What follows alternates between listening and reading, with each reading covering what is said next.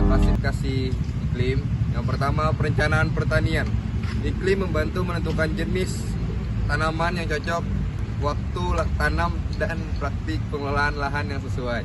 Yang kedua, pengelolaan SDA. Mengetahui tipe iklim, pengelolaan air, dan SDA lainnya menjadi lebih efektif. Yang ketiga, pembangunan infrastruktur. Iklim membantu desain dan konstruksi infrastruktur yang tahu kondisi cuaca seperti bangunan, jembatan, dan lainnya. Yang keempat, penelitian dan pendidikan. Mempermudah penelitian ilmiah dan pengajaran tentang ekosistem, perubahan iklim, dan pola cuaca global di sekolah atau universitas. Yang kelima, adaptasi perubahan iklim. Membantu pemerintah dan masyarakat beradaptasi dengan perubahan iklim dan mengurangi dampak buruk yang terjadi. Yang keenam, terakhir, pariwisata. Membantu pengelola destinasi wisata agar sesuai dengan kondisi cuaca untuk kenyamanan wisatawan. Iklim berdasarkan jumlah bulan kering. Di Indonesia hanya 12% wilayah yang memiliki iklim bulan kering, yang pasti di antara 5 sampai 6 bulan. Menyebar dari pantai utara Jawa sampai bagian selatan Irian, melalui Nusa Tenggara dan beberapa tempat di Sulawesi. Wilayah paling basah di Indonesia adalah Kalimantan, Sumatera, Maluku, Irian, dan Sulawesi karena letaknya dekat dengan garis khatulistiwa. Pulau Jawa memiliki variasi iklim dengan bagian barat yang lebih basah dan bagian timur yang semakin kering. Timur adalah satu-satunya wilayah dengan musim kering paling panjang, yaitu 3-8 bulan. Bulan dianggap kering jika curah hujan kurang dari 60 mm atau memenuhi kriteria R kurang dari 2 T, dengan keterangan R itu curah hujan dalam dan T suhu dalam. Terletak di antara benua Asia dan Australia serta Samudra Pasifik dan Hindia. Terdiri dari 13.667 pulau dengan iklim tropis karena di daerah tropis dan dilewati khatulistiwa. Iklim laut di kedalaman laut sekitar 7.705 meter diimbangi dengan ketinggian daratan sekitar 4.884 meter. Iklim musim dipengaruhi angin musim yang berubah-ubah setiap periode tertentu. Angin muson barat yang membawa penyebaran hujan, sedangkan angin muson timur membawa kemarau.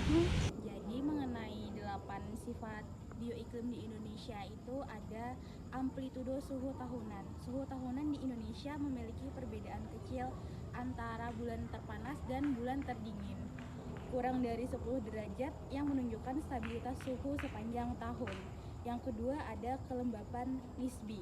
Rata-rata kelembapan udara tahunan mencapai 80%, menciptakan kondisi yang lembab dan mendukung pertumbuhan vegetasi.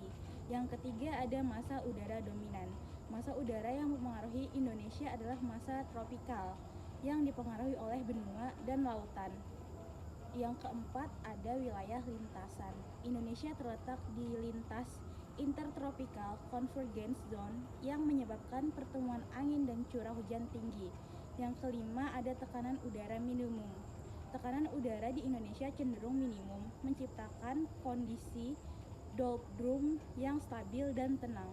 Yang keenam ada angin musim.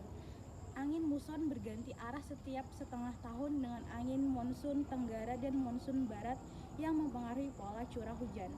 Yang ketujuh ada perubahan massa udara. Perubahan massa udara dapat berubah karena konvergensi dan pergerakan vertikal, membentuk variasi seperti CTWS, CTWU, dan lain-lain. Yang kedelapan ada curah hujan tahunan. Rata-rata curah hujan tahunan di Indonesia mencapai 2000 mm, mendukung ekosistem tropis yang subur. Bioiklim Indonesia berfokus pada hubungan antara kondisi fisik geografi dengan pengaruh iklim terhadap tumbuhan di suatu wilayah dan memudahkan mengidentifikasi potensi wilayah dalam konteks pertanian, konservasi, serta perencanaan pembangunan yang berkelanjutan dan ramah lingkungan.